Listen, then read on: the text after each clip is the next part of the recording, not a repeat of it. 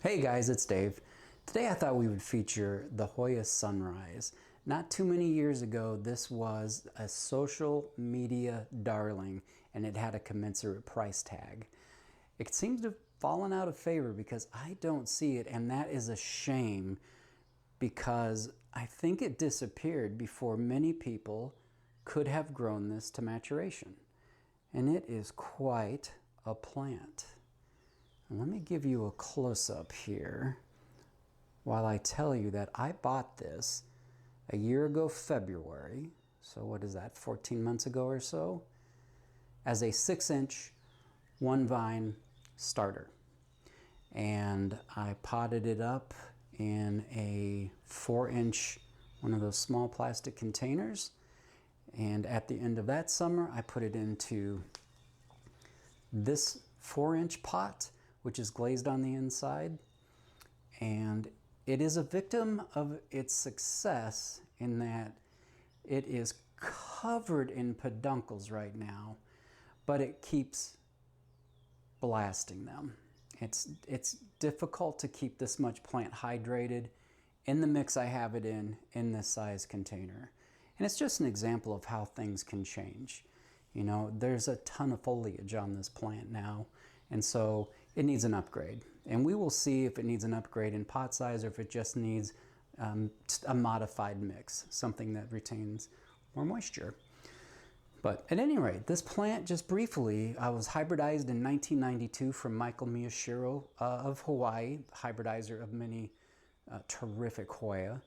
It is a cross between Lacanosa, specifically subspecies Pallidiflora, and the equally wonderful Obscura.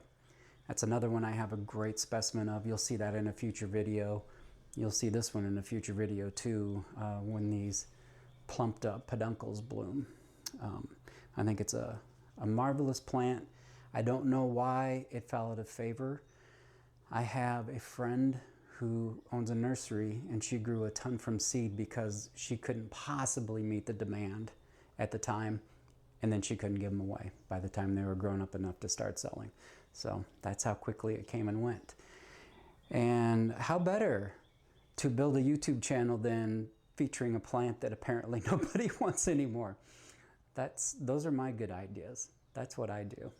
It's not too uncommon to read things online, a blanket statement, Hoya-like fill in the blank. And to me, that's a little like saying dogs like whatever. You know, I've had a dog who was so sweet she played tug of war gently. My current dog that I've had for 10 wonderful years, we play rough.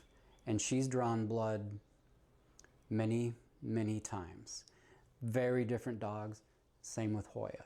It's not just a genus with one species. It is filled with variety. Does it grow in a cloud canopy? Does it grow terrestrially, etc., and so on? This is one that can take quite a lot of direct sunlight. I have it in a south window, which gets hours of direct sunlight in the winter when the sun is low, less in the summer because we have a canopy of trees out there, so it blocks out quite a bit. To get those anthocyanins activated, which is the chemical that puts on this beautiful red tint, it takes quite a bit of light, at least in my experience with this plant. I have plants that will sun stress very quickly and very deeply. In fact, I featured the Hoya Russell in one of my first videos. I'll link that in case you want to check that out if you haven't. That's a wonderful plant too. But this needs to be repotted.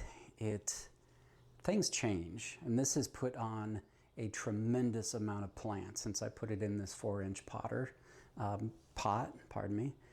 And with this much foliage, this many vines, this many peduncles on here, it simply is difficult to keep hydrated.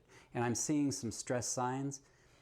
I don't believe in the taco test. I don't know why anybody would let their Hoyas get dry enough that they start wrinkling and become flimsy. That is a tremendous amount of stress on your plant. And you know, my first thought on how do you get Hoya to grow well? Give them light, give them food, keep them moist. You know, and by that I mean don't let them completely dry out to where they're tacoing and wrinkling up. So hydrate these poor plants. And I've had good success with that across a broad range of plants, both very exotic and very common, like this one is now. If you can't find one of these super cheap, it's worth the investment because, again, this is 14 months of growth, and I didn't do anything. So this is not something I had to chop and prop.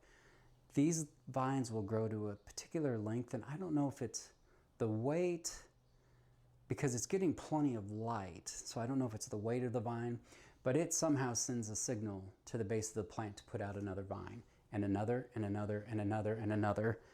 And in the case of one down here somewhere, it apparently sent out a signal to vine off of that vine. There's a nice plump peduncle there. So literally put this on a shelf, gave it light, fed it in the water. I water weekly, or however often this needs to be fed. So I'm going to take this over to the dining room table, and I'm going to see what these roots look like. And if you want to join me, I'd appreciate it. One moment. All right, I have a trusty butter knife. My wife's at work, so I do what I want. She may watch this video. We'll see what happens. Got the plant laid out here, and I will give you a better angle. I know you're here for the eye candy, but we probably need to concentrate on the plant right now. There we go. So, quite a lot of plant here, and the buds look overall very good, but again, it has blasted a few too many for my comfort, and a little of these lower leaves look a little wrinkly, so I'm not happy with that. And I just tried to kill a Hoya Boati, some of you know. I would be heartbroken if this one had dry rot. I mean, I'm not expecting that, but I don't want to let it get to that either. So let's gently stab away and see what we have. I saw that Fern, I'm sure we all watch Fern, repotted her 5-year-old, huge, very mature Crimson Queen that's never bloomed for her. It's another reason that I love this plant for a beginner, and I'm going to talk about all those boxes it ticks here in a second.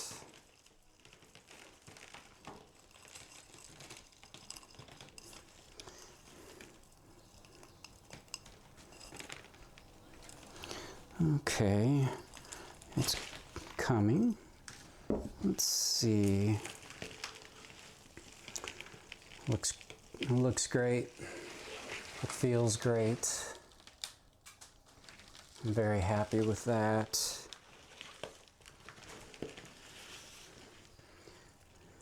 Yeah, that's fantastic. So what I think I'll do, this is basically the next size up.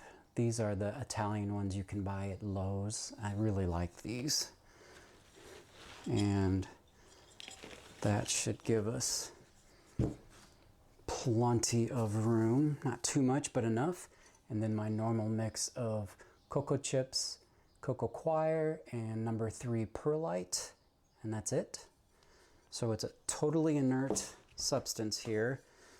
I try to get a bunch of chunks at the bottom, since that cocoa coir will sift down. I don't want to turn that into just basically a block of concrete cocoa coir. I've seen so many times that a plant seems to be somewhat so... You know what? This is not going to be This is not going to be the upgrade I thought it was. I will be right back. This one is way, way too large. Let me see this again. Okay, I am going to loosen this up, which I didn't really want to do, but I'm pretty fearless in these matters. These plants are not nearly as delicate as sometimes we are led to believe. Yeah, that should do it just fine. So, should have done that right away. I will just indelicately start shoving in substrate. I used to be so delicate when I began the hobby in earnest, but not anymore. I mean, I handle the plants quite gently, but not this part of it. And I think I'm having a hard time here. So if you find things aren't going well, don't be afraid to just pull the plant out and start over again.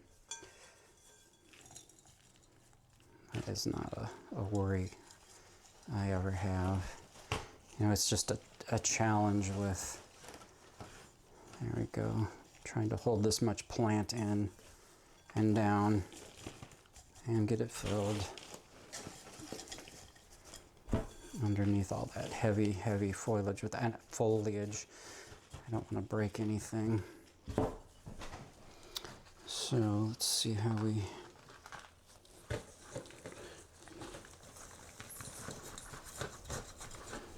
do here.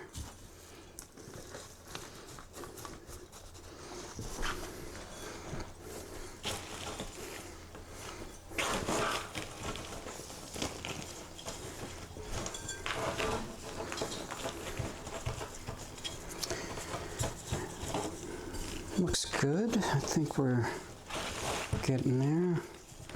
With a substrate this chunky, I really don't have to worry much about overfilling the pot because the water goes right through it.